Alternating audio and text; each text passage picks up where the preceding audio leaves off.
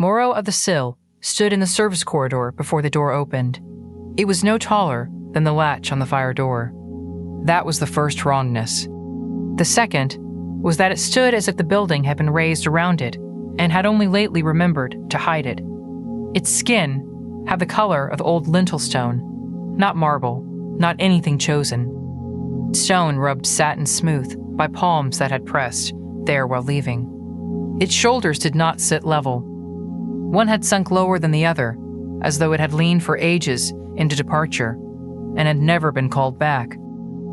Where a face should have been, there was only a shallow plain. A single seam of darker dust ran down it from brow to mouth. The seam lined itself exactly with the place where the gray carpet stopped and the metal threshold began. It did not shine. Dust held to it in small arrangements, along its ribs, across its knees, in the hollow of its collar.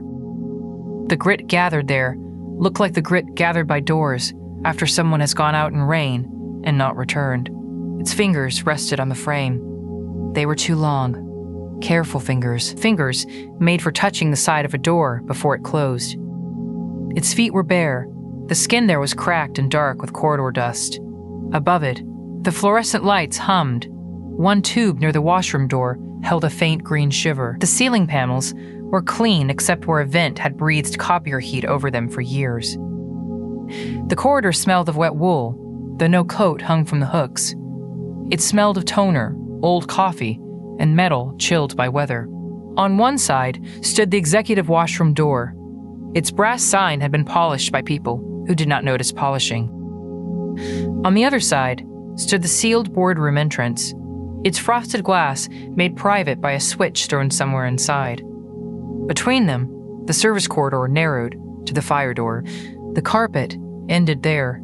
The metal began there. Morrow remained on the line between them. The security camera in the corner had a black eye. It watched the hall with its red light steady. It did not turn toward the figure. It did not try to know it. The camera held to the empty corridor, as if emptiness were easier to archive. Rain moved against the windows beyond the executive hallway. It made no sound here except a soft pressure in the walls. Far below, elevators rose and fell.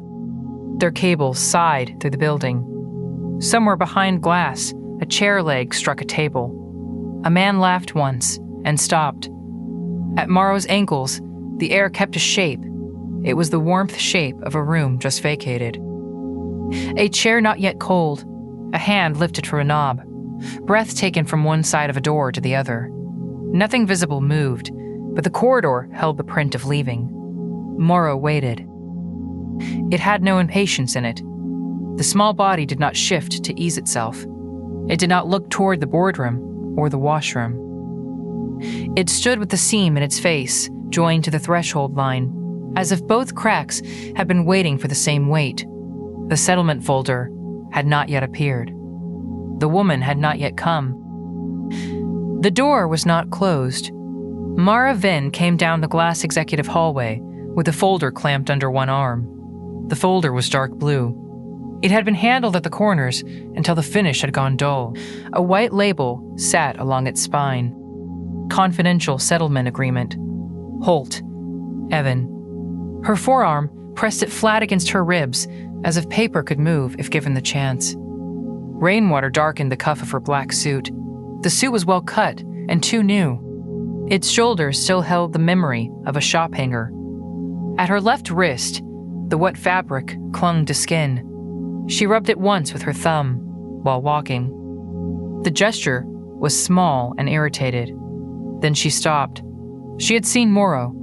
Her free hand went first to the badge, clipped at her waist. 2 fingers touched the plastic card. The card turned and flashed her name under the fluorescent light.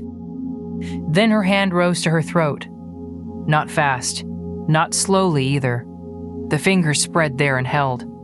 She did not scream. Her mouth opened enough for breath. Her eyes moved over the little figure by the fire door.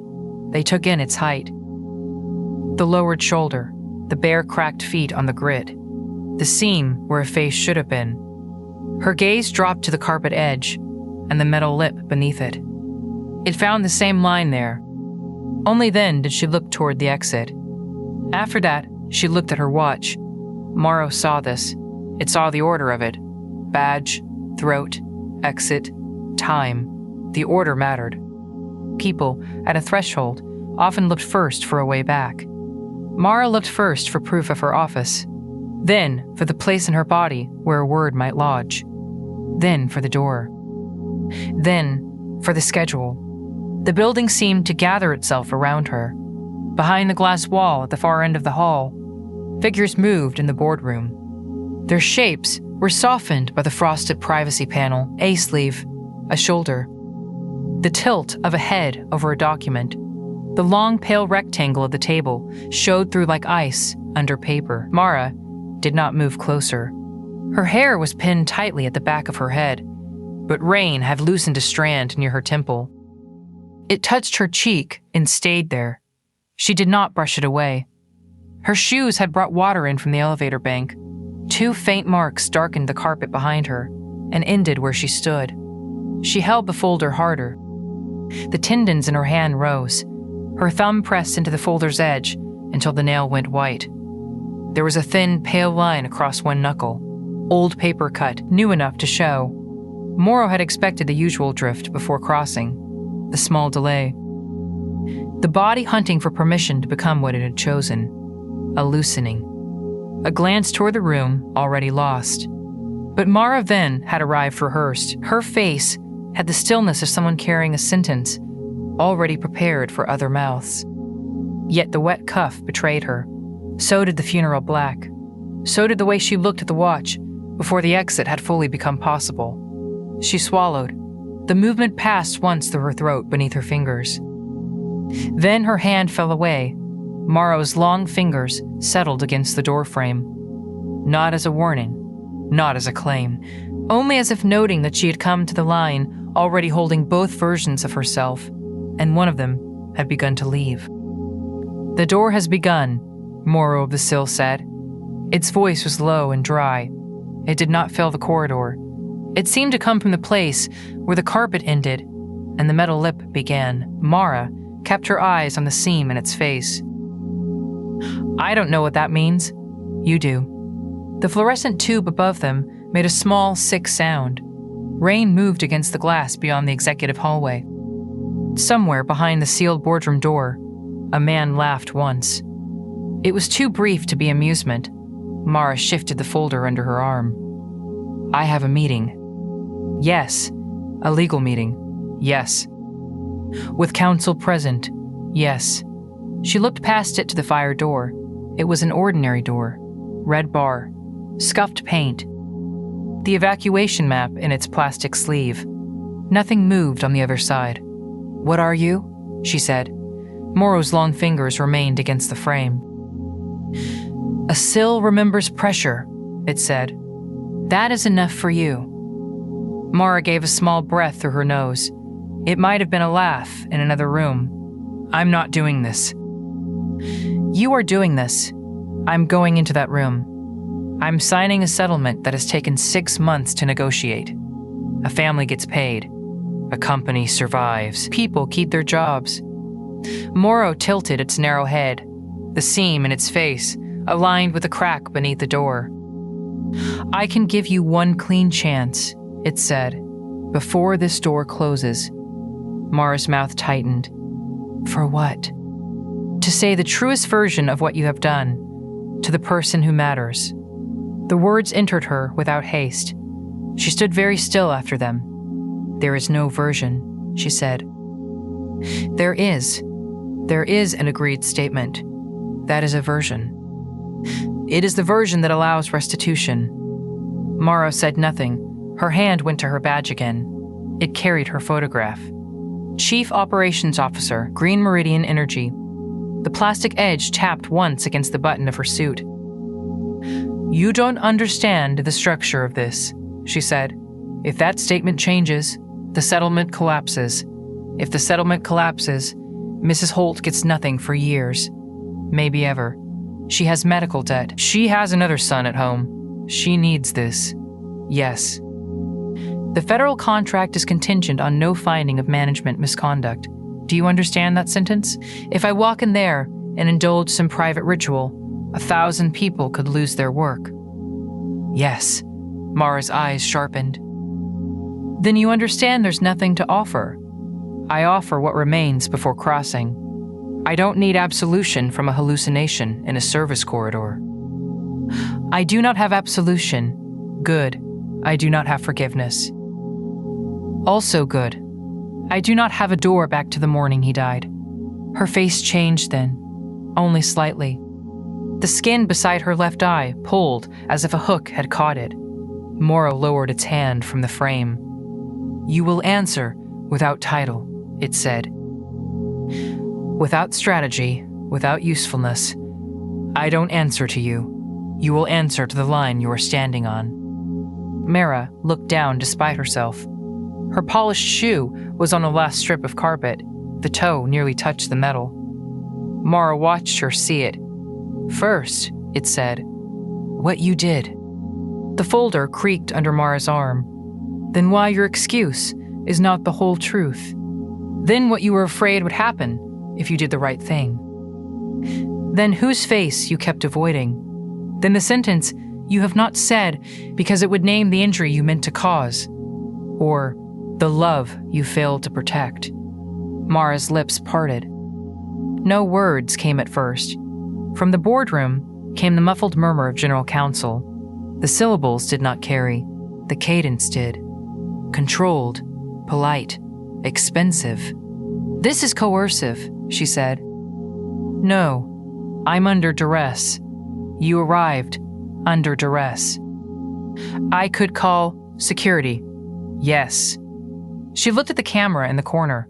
Its small black dome reflected the corridor in a warped oval. It did not turn toward them. It had the calm, blind look of a shut eye. Mara's breath shortened. "I have already given testimony." "Yes." "Sworn testimony." "Yes." "Then there are proper mechanisms. There are amended filings. There are external inquiries. There are rules." Mara waited. "Rules matter," she said. "Yes, they are all that keep this from becoming emotion." The seam in Morrow's face seemed to gather more dust. It did not move. It did not accuse. Mara looked away first. "Mrs. Holt is already here," she said. "She has sat through enough." "Yes. If I do what you're suggesting, I hurt her again." "Yes." "If I don't sign, I hurt her financially." "Yes." "If I do sign, she gets something." "Yes." Stop saying yes. Morrow folded its careful hands in front of its narrow body. "The door has begun," it said again. "Answer." Mara shut her eyes. For a moment, she appeared almost composed. She stood with the folder braced against her ribs, chin lowered, rain darkening the wool at her cuff. Her shoulders did not shake. Her mouth formed silent words first, as if testing which ones could survive sound. Then she opened her eyes. "Evan Holt violated site protocol," she said. Morrow did not move. The corridor seemed to narrow around the sentence. It lay there clean and useless. Mara's jaw worked. "That is what happened." Morrow seemed darkened from brow to mouth. "First," it said, "what you did." "I supervised the North Ridge commissioning." "What you did?" "I was responsible for the schedule." "What you did." "I ordered him onto the gantry." The words came out small, too small for the thing they carried. Morrow waited. Mara stared at the fire door. "I ordered Evan onto the gantry during the storm delay," she said. "The wind alarms were intermittent. He told me the access harness readings were unstable." "I told him to go up and verify the blade pitch manually because the inspection window was closing." She swallowed. "He asked me to put it in writing." The fluorescent hum seemed louder. "I called him instead." Morrow's stone-smooth head remained angled toward her. "Why is your excuse not the whole truth?" it asked.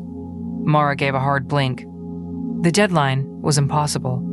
Morrow said nothing. It was. The board had moved the launch twice. The department observers were already scheduled. The contract language was punitive.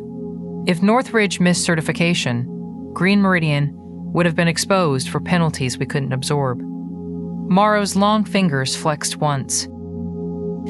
"That is an answer with furniture," it said. Morrow looked at it. "What?" "It has chairs for other people to sit in. Remove them." A flush rose along her neck. "The deadline was impossible," she repeated. Morrow waited. She looked down at the wet cuff of her funeral suit. Her hand brushed it once, as if the rain could still be removed. "The deadline was made impossible by promises I approved," she said. The sentence took more from her. It showed in her throat. "I told the board operations could make up 4 weeks. I said the turbine issue was contained. I said field teams were comfortable with the revised sequence. Were they? No. Was he? No. Why is that not the whole truth?" Her breath came through her teeth. "Because I wasn't only trying to save the contract." Morrow's bare feet stayed in the grit. "What were you trying to save?" Morrow did not answer. The air at Morrow's ankles held the shape of a room just emptied. Warmth without bodies. A presence left behind by absence. Mara's eyes kept returning to that false warmth, then away. "What were you trying to save?" it asked again. "My position." This was almost a whisper. Morrow waited. "My authority," she said. "My seat. My proof that they had been right to choose me." The seam did not lighten. Mara's face hardened with effort. There were men in that room who had spent 2 years waiting for me to be ornamental. They thought I was a public face with a technical vocabulary. They thought the field teams tolerated me because compliance required it. I had one large project, one clean delivery. I needed it to arrive on time. She stopped. Her own words seemed to disgust her. Morrow asked, "What else did you do?" Mara's eyes lifted fast. "I told you. What else did you do?" "I gave an order. What else?" The folder shifted under her arm. A page corner slid out, white against black wool. She pushed it back in too quickly. "The incident packet was compiled from site communications," she said. "What did you do?" I reviewed it. "What did you do?" I removed a text. There was no sound after that, except rain and the far murmur of sealed voices. Morrow did not speak. Mara's face had lost color. "He sent it 2 minutes before the fall," she said. "To me, directly to me." "What did it say?" She looked toward the boardroom door. "What did it say?" Morrow asked. Her lips trembled once. She pressed them together until they steadied. It said, "Mara, this is unsafe." "Confirm you're ordering me up." Morrow's long hands hung at its sides. "And you removed it?" "Yes." "Why?" "Because it would have complicated the inquiry." The seam darkened. Mara flinched as if struck by a small draft. "Because it proved he had warned me," she said. "Because it proved the order came from me. Because without it, counsel could argue he misunderstood verbal guidance and acted outside authorization." "And you testified?" "Yes." "What did you say?" that Evan proceeded without clearance. "Did he?" "No." "Say it?" He did not proceed without clearance. Morrow watched her. "Say the rest." Mara's eyes shone now. Nothing fell. "He proceeded because I cleared him," she said. "Because I pressed him. Because he knew refusing me would mark him. What did you fear would happen if you did the right thing?" Mara's breath caught. She seemed relieved by the question at first. It offered her a ledge. "I feared the company would collapse." Mara waited. "I feared layoffs, prosecution, loss of federal confidence. I feared the entire sector would be harmed by one incident, being politicized by people who want wind projects to fail." The seam held its dark line. Mara's shoulders sank a fraction. "I feared prison," she said. Morrow did not move. "I feared my name in the filing. I feared the headlines. I feared walking into rooms where everyone knew I'd sent a man to his death, and then lied about it. The small figure waited. That is closer. Mara made a sound that was almost anger. Closer? What were you afraid would happen if you did the right thing? She stared at the blank face. Behind it, the metal fire door showed old scuffs near the bottom, places where shoes had struck it open, places where people had left without looking back. I was afraid nothing would remain of me, she said. Morrow listened. I had built myself out of being necessary, calm, exact, the person who could take ugly constraints and still deliver. If I told the truth, then all of that became costume. Everyone would see the thing underneath. What thing? She did not want to say it. Her face showed that before she answered. A coward, she said. The corridor received the word. Morrow asked, Whose face did you avoid? Evan's. When? At the funeral, Mara waited. In photographs, Mara said, on the memorial page. In the lobby display, they put up for 1 week and then moved to the training center. In the safety video, where he still appears for 3 seconds, wearing that yellow hard hat. Whose face did you avoid? I said Evan's. Mara lowered itself to sit on the metal threshold. Its bare, cracked feet rested in the gray grit. Again, Mara's eyes moved toward the boardroom, toward the glass beyond it, toward the shape she had not yet allowed to become a person. His mother's, she said. The words stripped the corridor of its corporate surfaces. The coat hooks became hooks. The carpet became something walked over. The folder became paper that could be signed by a living hand. Name her, Morrow said. Mara closed her eyes. Denise Holt. Whose face did you avoid? Denise Holt's. When? At the funeral. At the inquiry. Today, when I came in through the side elevators, I knew she was already here. Morrow's seam seemed to line itself with the door crack. Why? Mara shook her head once. No. Why? No. Whose face? Denise Holt's. Why? Because she thanked me. The sentence broke something plain. Mara put one hand against the wall. The folder slipped lower under her arm. She thanked me for coming to the funeral, she said. She said Evan respected me. She said he told her I was the kind of executive who listened to field people. Her mouth twisted. I let her hold my hand. Morrow said nothing. She said he would have been embarrassed by the attention. She said he was careful. She said he would never have taken a stupid risk. And I told her the investigation would be thorough. Her fingers curled against the painted wall. I was wearing this suit. Morrow looked at the rain-dark cuff. The sentence, it said. Mara shook her head again. The one you have not said. I've said enough. No. I gave you what you asked for. No. Her face hardened in the old way. It almost returned. The boardroom face. The prepared face. I am not going to perform grief for a thing in a hallway. Morrow began again, softer. What did you do? Mara's eyes flashed.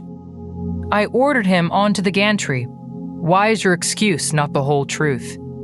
I was protecting myself. What were you afraid would happen if you did the right thing? That I would be seen. Whose face did you avoid? Denise Holt's. The sentence. Mara's mouth opened, closed. The old air around Morrow's feet held the shape of a room after departure. It seemed to wait with her, not pushing, not sparing. At last, Mara lowered the folder until it rested against her thigh. I made him guilty, she said. Morrow waited. She drew in one breath, then another. I made him guilty because if he stayed innocent, I was the one who killed him. The words did not echo. They had no need. Mara stood with them in the corridor. Her face had changed. It was not cleansed. It was only uncovered. The sealed boardroom door gave a muted click. Someone inside had adjusted the latch or touched the handle and changed his mind. The sound was small. It made Mara turn. Through the glass wall beyond the boardroom, she could see the waiting area set aside for family and council. Frosted bands crossed it at chest height. Above them sat Denise Holt. Evan's mother held a paper cup in both hands. She wore a navy coat, though the room was warm. Her hair had been pinned carefully, but one side had loosened in the damp. She was looking down at the cup, as if there were instructions inside it. Mara looked at her for longer than she had all morning. There was no expression in the corridor that could reach that room. There was no apology that could travel through board glass and become money, time, or breath. Denise Holt waited for a signature that would pay her bills and make her son careless in the public record. Inside the boardroom, the chairman's fountain pen lay encapped beside the settlement pages. Mara had seen it already. Black lacquer, gold band, heavy enough to make an ordinary signature feel ceremonial. Beside it sat the prepared statement in a blue folder. Her copy was under her arm. The statement said the company accepted operational responsibility for gaps in communication. It said Evan Holt had entered the restrictive gantry without final authorization. It said his family's privacy should be respected. It said Green Meridian remained committed to safety, transparency, and the communities it served. Outside, in the lobby, 2 floors below, cameras waited. The communications team had placed the podium against the living wall because the green leaves softened the metal logo. Mara was supposed to stand there after the signing. She was supposed to speak in a level voice. She was supposed to say his name once. If she signed, Denise Holt would receive the settlement, enough to keep the house, enough for the medical equipment for Evan's brother, enough to avoid the long, slow humiliation of litigation against people who build in 6-minute increments.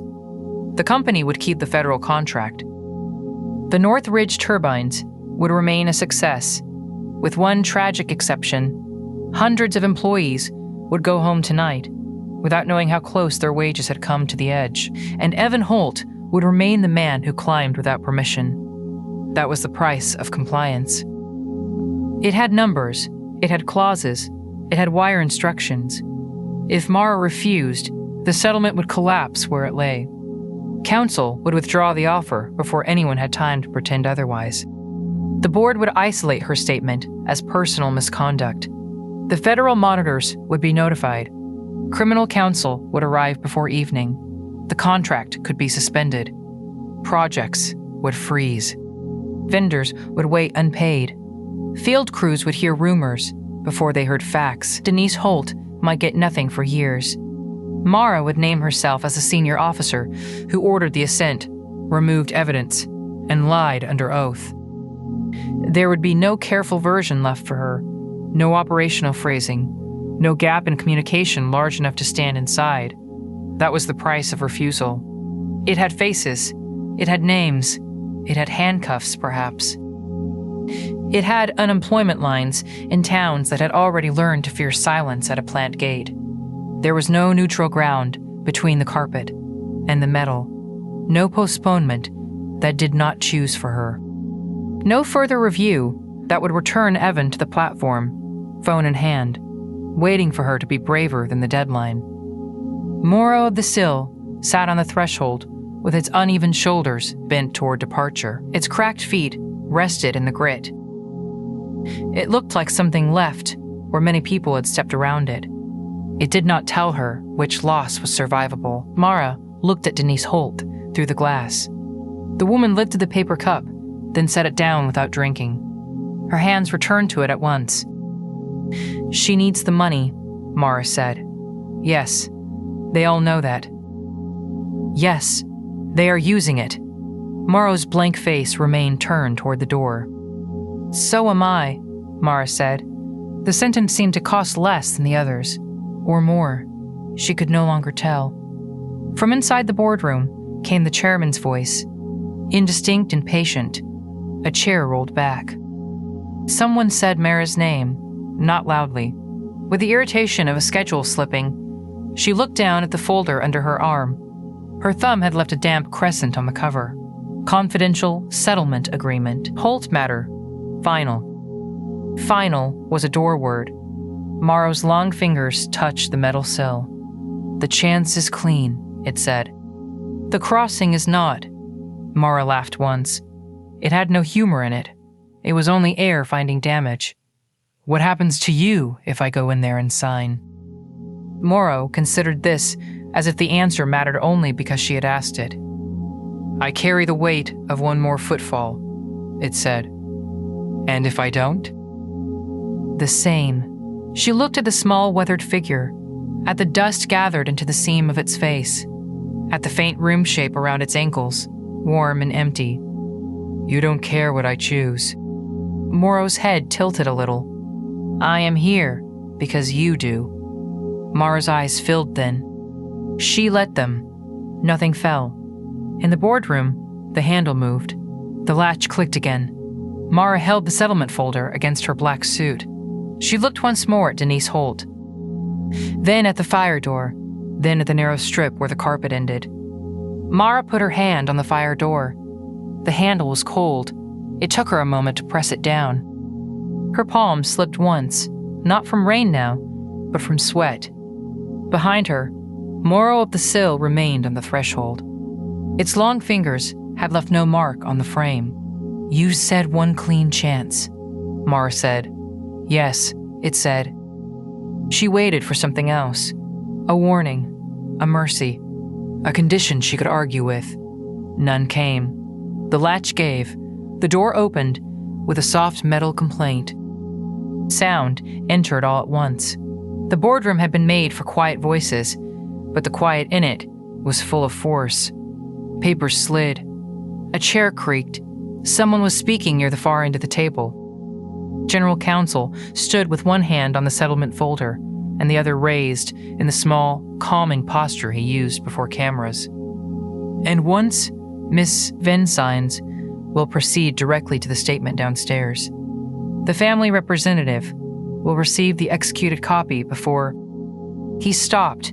Mara stepped in. Every head turned toward her, first to her face, then to the rain-dark cuff of her black suit, then to the folder still clamped under her arm.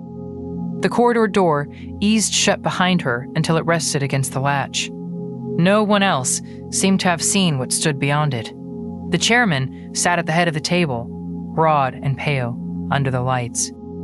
His fountain pen lay beside the signature page, black lacquer, gold clip, a gift from some minister or some prince or some man whose name had been engraved and forgotten. Mara, he said. It was not a greeting. The General Counsel recovered first. We were about to come get you. I know. You missed the final revision. I read it. His eyes moved to the folder under her arm. Good. Then we should move. The press room is already set. The chairman did not look at the lawyers. He looked only at Mara. Sit down. She remained standing. Beyond the interior glass wall, in the smaller waiting room, Evan Holt's mother sat alone. She had not been brought into the boardroom. She had been placed where she could be seen and not heard. She held a paper cup in both hands. The cup had caved slightly under her grip. Mara looked at her. Evan's mother did not lift her head at first. She stared into the cup. Her coat was still buttoned to the throat. There was rain on one shoulder, dried now into a darker patch. Mara, the chairman said again. This time his voice was lower. It had the sound of a door being eased shut. Mara walked to the table. The men and women around it made room with their bodies, without moving their chairs. The habit of deference still worked on them. Even now, even here. The chairman slid the fountain pen toward her with 2 fingers. It moved across the polished table and came to rest beside the signature line. He tapped the page. Sign, he said. Mara set the settlement folder down. Her hands were shaking. She placed one flat against the table until the tremor passed into the wood. The prepared statement lay on top of the packet. It said, Evan Holt had accessed the North Turbine gantry without authorization. It said safety protocols had been sufficient. It said the company accepted moral responsibility while denying legal liability. It said his mother would receive money by close of business. Mara took the pen. The chairman exhaled. The general counsel lowered his hand. Someone at the far end of the table closed the laptop halfway, as if the scene had returned to the script. Mara uncapped the pen. Then she laid it crosswise over the unsigned pages. The gold nib pointed toward no one. Evan Holt did not go up without authorization, she said. No one moved. The general counsel's mouth opened. He looked at the chairman before he spoke. That was his mistake. Mara saw it. Everyone saw it. Mara, he said softly, this is not the forum. It is the only forum left. The chairman's hand came down flat on the table. Careful. The word spread through the room. Not loud, not shouted. Worse than shouted. Mara turned from him. Behind the glass, Evan's mother had raised her head. Mara faced her. The glass caught the boardroom lights. For a moment, Mara saw herself over the other woman's face, her black funeral suit, her wet cuff, her mouth trying to become a professional mouth again.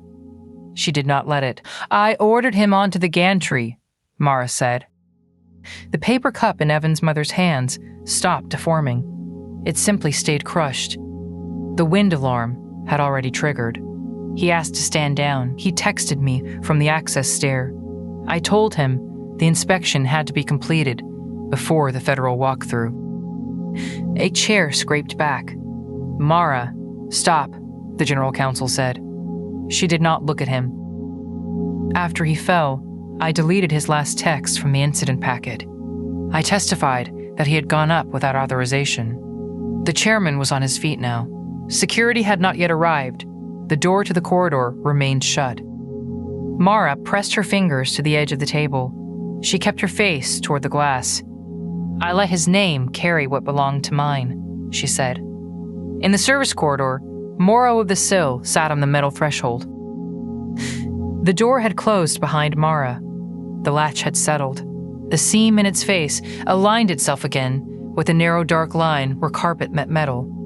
Inside the boardroom, voices rose. They came muffled through the wall. The chairman first, then counsel. Then another voice, sharp with panic.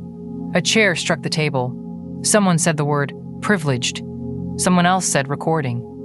Morrow did not turn toward the sound.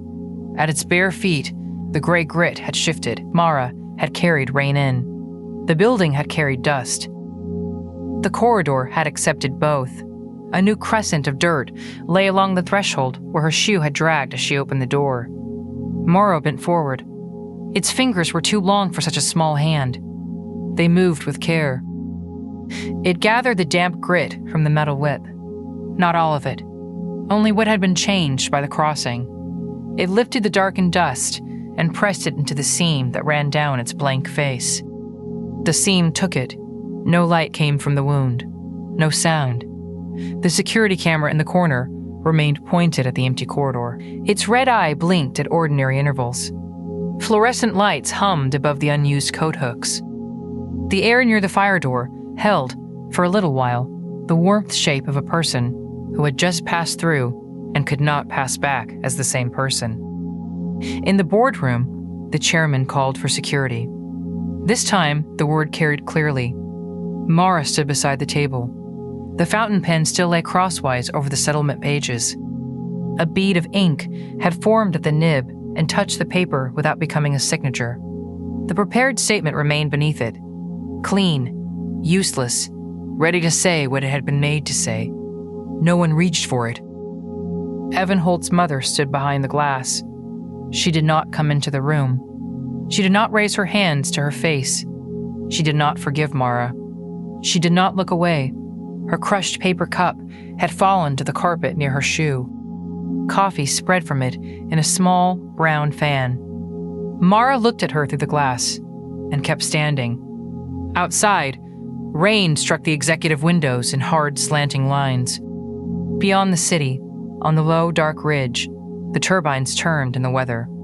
Their blades moved slowly through the gray afternoon, each crossing cleanly through the place the last had left.